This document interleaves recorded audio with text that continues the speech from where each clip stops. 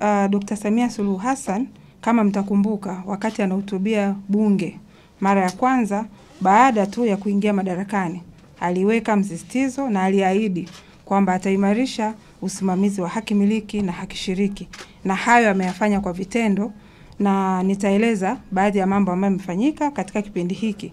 Lakini niseme kwamba hakika katika miaka hii minne ya uongozi wa Mheshimiwa Dr. Samia Suluhu Hassan yamefanyika mengi sana makubwa ambayo yameleta hamasa na mabadiliko makubwa katika tasnia hii ya haki miliki. Jambo moja kubwa ambalo limefanyika katika miaka hii minne ni marekebisho katika sheria. Unafahamu katika sheria ya haki miliki na haki shiriki namba 7 mwaka 99, muda mrefu ilikuwa haijafanywa marekebisho, lakini mwaka 2022 na mwaka 2023 kumefanyika marekebisho, na tunashukuru pia Bunge la Jamhuri ya Muungano wa Tanzania kwa sababu kupitia bunge hilo tuliweza kufanya marekebisho, na marekebisho hayo yameanza kuonyesha matunda, ikiwepo reform mbalimbali katika taasisi.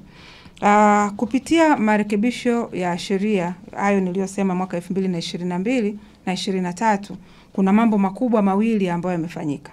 Jambo la kwanza, kumeanzishwa aina mpya ya chanzo cha mapato ya serikali lakini pia kwa wasanii, tunayoita tozo ya haki miliki.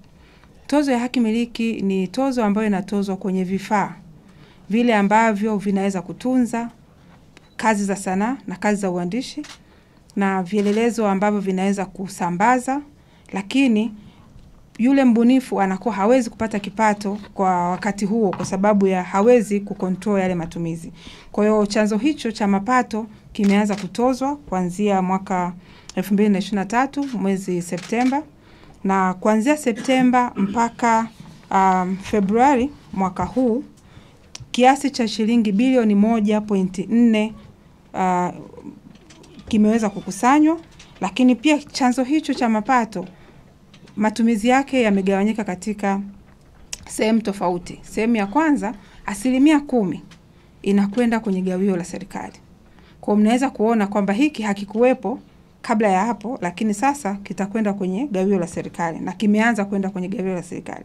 Lakini 60% inakwenda kwa wasanii wenyewe kupitia migao ambayo itakuwa ikifanyika, na sasa tunategemea kufanya mgao mkubwa wa tozo hizo ndani ya mwezi huu wa 3 ili kuweza kuwanufaisha wasanii wote, kwa maana ya waandishi, wasanii katika kada zote, wasanii wa kazi za muziki, kazi za filamu, kazi za maandishi, sanaa za ufundi na sanaa za maonyesho. Kwa hiyo hii itakuwa ni kwa mara ya kwanza Tanzania imeweza kutoa mgao huo kwenye hizo kada. Nafikiri wengi tunafahamu migao yote ambayo tukiifanya KOSOTA ilikuwa ni kwenye masuala ya muziki peke yake. Kwa hiyo sasa tunaenda kugusa nyanja zote. Kwa hiyo ni moja ya mafanikio ambayo yamefanyika. Na mtu anaweza kujiuliza, hivyo ni vifaa gani ambavyo vinatozwa? Pale ambapo kunakuwa na vifaa kama CD, memory cards, ndio hizo tozo zinakusanywa, na baadaye ndio tunakuja kuwagawia wadau ambao kazi zao zinakuwa zikitumika. Lakini bado tuko katika hatua ya kuongeza vifaa hivyo, kwa sababu kuna vifaa muhimu kama computers, external drives, printers, simu bado hazijaingia kwenye utaratibu. Nafikiri nimezitaja hizi ili muweze kuelewa ni aina gani ya vifaa ambavyo tunavizungumza.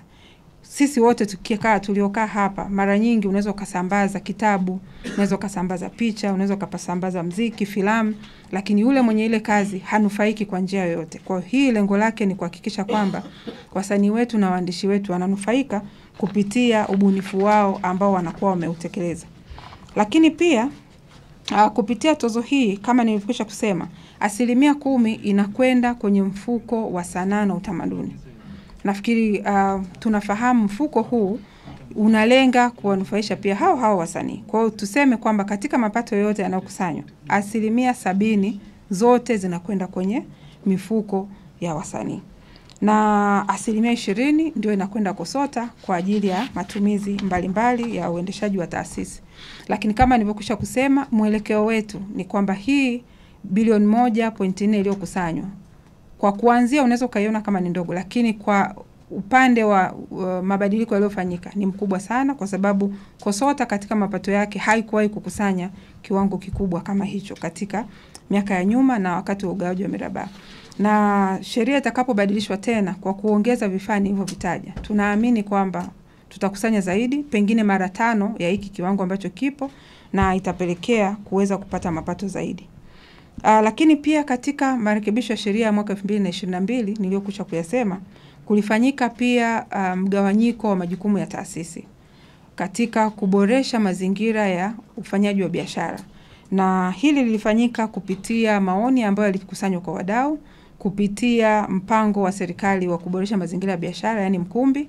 Kwa hiyo kwa sasa tumeweza kurekebisha sheria hiyo, na hatimaye tumeanza kuwa na vyama vya wasanii wenyewe, makampuni ya wasanii wenyewe, kwa sababu wao walikuwa wanaamini na wanatamani kuwa na vyama vyao ambavyo watakusanya na kugawa wao wenyewe, alafu serikali iwe inawasimamia.